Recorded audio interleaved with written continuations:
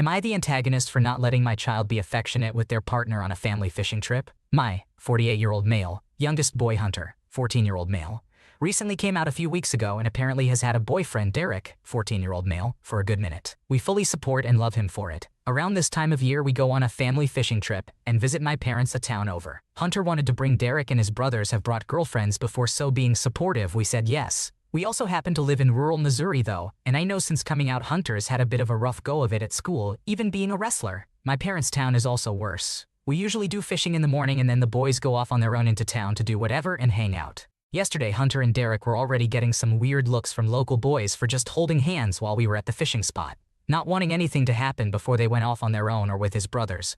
I pulled Hunter and Derek to the side and told them it would probably be a good idea if they were less affectionate while in town and to tone down. Hunter got this sad look on his face, and before I got another word in he just says okay and drags Derek off. As far as I'm aware, nothing happened while they were off by themselves, except Hunter would barely talk to me when they got back later in the day.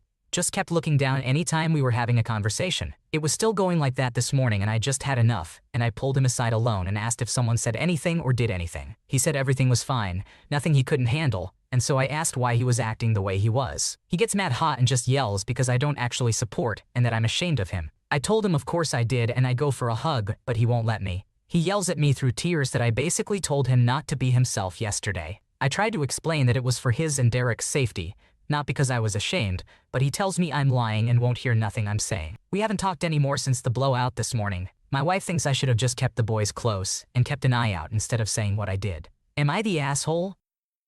You showed genuine concern for your son's safety and well-being by advising him to be cautious in a potentially unsafe environment, but it's understandable that he felt hurt and misunderstood. Perhaps a heartfelt conversation with Hunter, emphasizing your unwavering support, could help bridge the gap and reassure him of your love and acceptance. Am I the antagonist for refusing to give up my bedroom? Okay, so basically I think this is unbelievably stupid, but I am being ganged up on in my house at the minute, so I thought I'd ask for Reddit's unbiased opinion. I, 21 years old male, live in a shared student house with 4 other people. The house has 3 floors. The ground floor has the front door, obviously, my bedroom, a bathroom, and the communal kitchen and living room space. Each of the other 2 floors has 2 bedrooms and a bathroom. Everyone in all of the other bedrooms has to share a wall with someone else, and they also have a bedroom directly above or below them. I definitely have lucked out with my bedroom. On the floor directly above my room is a hallway, so I don't have to worry about upstairs neighbor behavior. There's no one below me so I can be loud, and I share a wall with a bathroom that no one but me ever uses. The thing is though, even though I love my bedroom, the reason why I have it is because I lost a coin toss because no one wanted to sleep on the ground floor or near the communal areas because they thought we'd use them a lot more loudly than we actually do, rather than just coming in and out. There's a lot of hostility in my house because my housemates wanted to take my bedroom away from me and instead want to have a competition every week,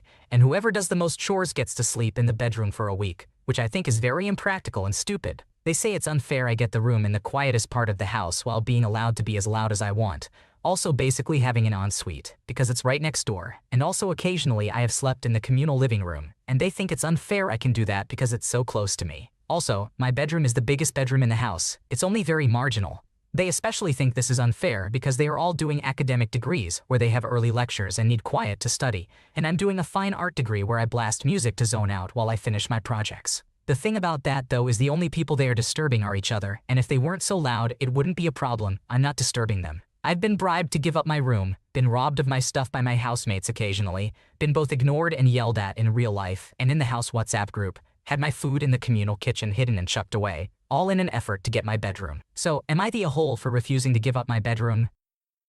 While it's great that you lucked out with a prime bedroom setup, it's understandable that your housemates might feel a bit miffed about the situation. However, resorting to hostile tactics and competitions for room privileges seems a bit over the top.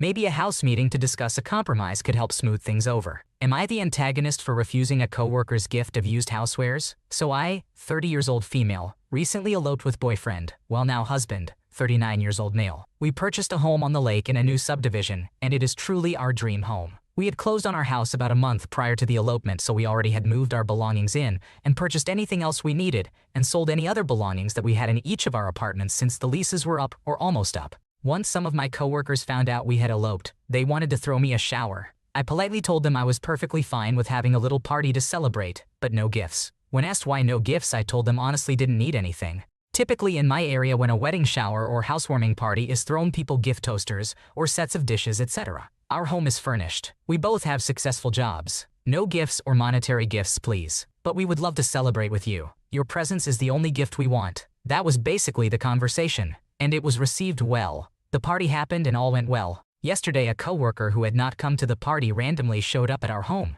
I am not close with this person. We actually try to avoid each other most days. Anyways, she arrived at our home with 3 large black trash bags that contained used houseware items from her home. She said she knew it was hard when you were first starting out and thought these items could help us while we get on our feet. She also made a comment about how she was going to have a garage sale, but would rather just give them to someone who needed them. I told her I really appreciated the thought, but that we were settled, and maybe she should take her items, give them to someone who needed them because we were on our feet. She said I was just being modest. She ended up refusing to tell me how she got my address and also refused to take her gifts back with her. I told her we didn't need her items, but if she wanted to leave them, I would be happy to donate them for her. She said I was being rude. She did leave the bags though, and I am taking them to a local consignment store that sells items and uses the money to help survivors of domestic violence. Am I the asshole? It's wonderful that you and your husband have found your dream home and are in a good place in life, and how sweet of your coworkers to want to celebrate with you. As for the unwanted gift situation, you handled it politely and graciously, suggesting a thoughtful alternative by donating the items to a worthy cause. Definitely not the asshole in this scenario. Am I the antagonist if I take my child off the team? My daughter is 10 years old. This is her 3rd year playing softball. She is a great player and works hard. She plays any position asked, even though she has preferences. Our community has an underwhelming Little League softball following. So our 9 and under, 10 and under, and 12 and under girls, ages 9-13, are playing on a team together. The coach is a local middle school teacher who assists coaches the softball team. I help assist, along with 2 other parents. His daughter is the pitcher. My daughter is taking pitching lessons, and when I mentioned she wanted to try pitching, he said, "There's no way she'll be ready to pitch this season." It took my daughter a full 2 seasons before she got on the mound. We felt this was a little unfair because lots of recreational teams have new pitchers, and no one is expecting perfection. And his daughter is frequently walking players. Today he told another girl who hasn't been pitching she could try it if it's okay with her dad. Dad is the coach's friend. So we shrugged it off. He asked my daughter to play catcher. She got into it and looked forward to it. So she was catcher for all the practices up to the first game. The first game comes, and he tells the team that a girl who hasn't even been going to practice, but is a middle schooler and his daughter's friend, will be the catcher. He never lets my daughter touch the gear again. Again, my daughter took it and kept her chin up and didn't complain. Today at practice, we both didn't feel well. In retrospect, we should have just stayed home, but the coach insisted everyone show up because it's our last practice before 3 upcoming games. My daughter, just turned 10 years old, struggled with her batting today, and the catcher, 13 years old, told her, "How many foul balls are you going to hit?" My daughter was already feeling embarrassed by her performance, in addition to us dealing with our sinus congestion, and got really upset with this. I approached the coach and told him they didn't need to be trash talking. He replied, "It's not trash talking. It's a question." I said, "It sure felt like trash talking." He said, "It's not." I told him we weren't feeling well and we were going home. I turned around, and my daughter thanked me. We left without another word. My daughter doesn't want to play for the team anymore. She feels like the older girls, middle schoolers, are being favored, and I can't really disagree with her. She's also playing for a travel team where she feels appreciated and heard. She's feeling like the older girls get preference. Am I the asshole for taking her off the recreational team after this? Normally we would tough it out and use it as an experience to prove ourselves. She is one of 4 girls on the team with actual experience. It will definitely hurt the field performance of the team and reduce the player number, which they're already struggling to fill. My kid feels undervalued and struggling to find joy in it anymore.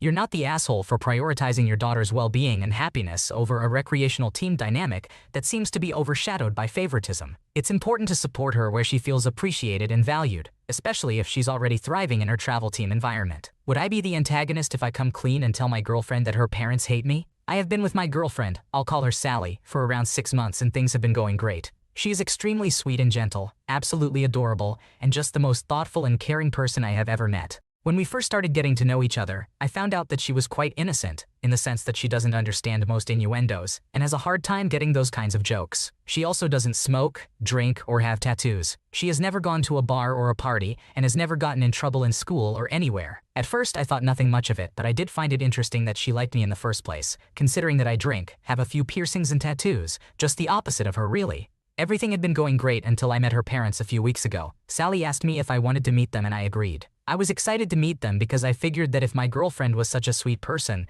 then her parents must be like that too, since they raised her after. Well, I was wrong because her parents are nothing like her.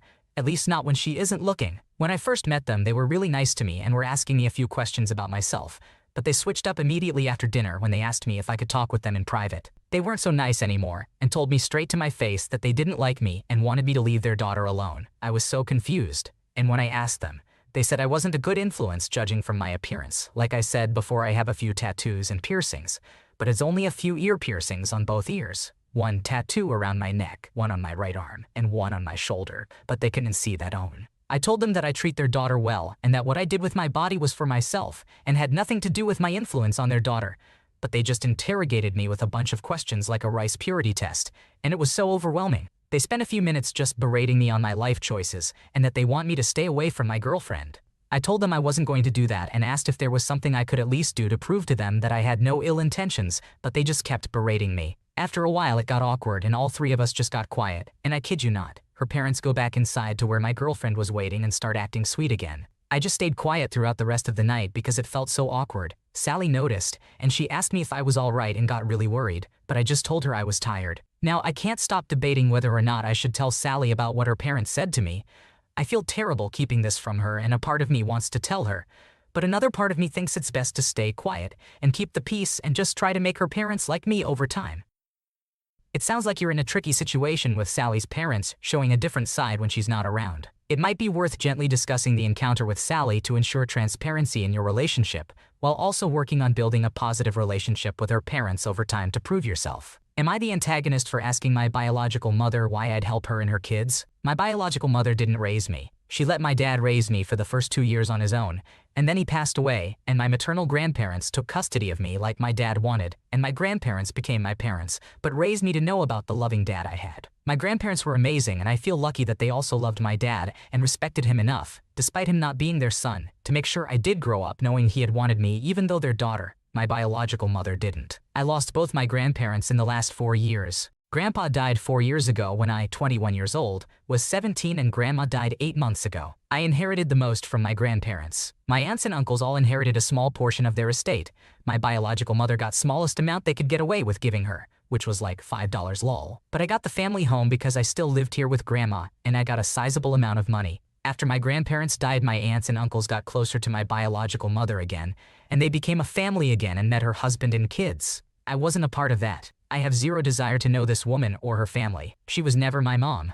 Nothing will change that. A couple of months ago, she reached out and told me she and her family were struggling and asked for money. I ignored her and asked my aunts and uncles how she found me, and they admitted they passed my info along. I told them I didn't like that. They said she's family whether I like it or not, and at least I should be interested in helping her kids because they're my siblings. She asked for money again after that, but I still didn't reply. Then last week she contacted me again and said they needed a place to stay, and she and her kids really needed my help. I asked her why I would help her and her kids when they're nothing but strangers to me. I told her to stop expecting me to take care of her. She called me names. Then she told my aunts and uncles, and they went crazy on me. They said she's still my mom, and I said she was a biological mother, a birth mother, but not a mom when it concerned me. They told me she was still my mom and her kids were my siblings, and I should be there for them if not for her. They told me I shouldn't be a monster to them when I could help them. I told them if they wanted a relationship they could help her. They told me my question was meant to be nasty and nothing else. I was also told she was young when she had me and I should understand better. She was 25. She wasn't a teenager. Am I the asshole? You are not the asshole in this situation. Your feelings and boundaries are valid, and you have the right to decide who you consider family based on your experiences and relationships. It's important to prioritize your own well-being and not feel pressured to help someone who hasn't been a significant part of your life. Thanks for watching. When you subscribe, make sure to hit the bell to turn on notifications so you never miss a video. To finish listening to all the stories, check out the playlist in the description.